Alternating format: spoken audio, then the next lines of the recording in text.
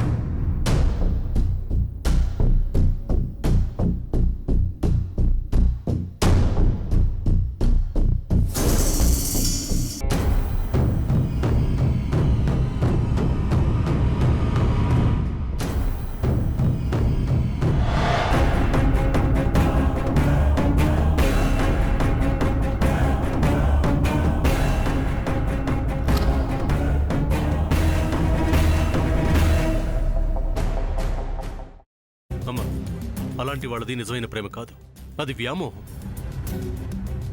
Exactly చిన్నత్త, నిజంగా ప్రేమించుకున్న వాళ్ళు అలా చేయరు. ఎంత మనసు విరిగిపోతే కన్న కూతుర్ని పట్టుకొని మా దృష్టిలో చచ్చిపోయా ఉంటుందా తల్లి? అది సరే అమ్మా, తన కూతురుతో తన మాట అనేటప్పుడు ఆమె మాటల్లో వ్యథ, కళ్ళల్లో బాధ గమనించావమ్మా? పెద్దబాబుకు బర్త్డే విషెస్ చెప్పు కూడా వెళ్ళాం కదా. ఊరికే ఎలా కాలిపోతుంది? మంట పెడితేనో పడితేనో తగలబడుతుంది.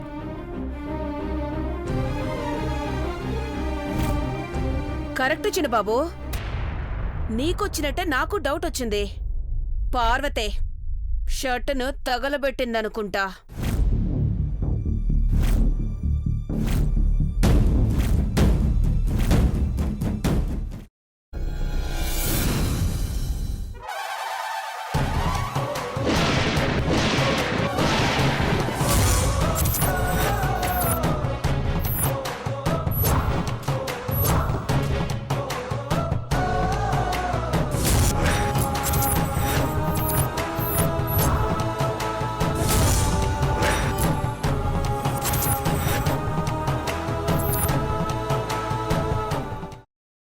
తర్వాత పొట్టు తీసేసి చాప్ చేసి పక్కన పెట్టుకోవాలి.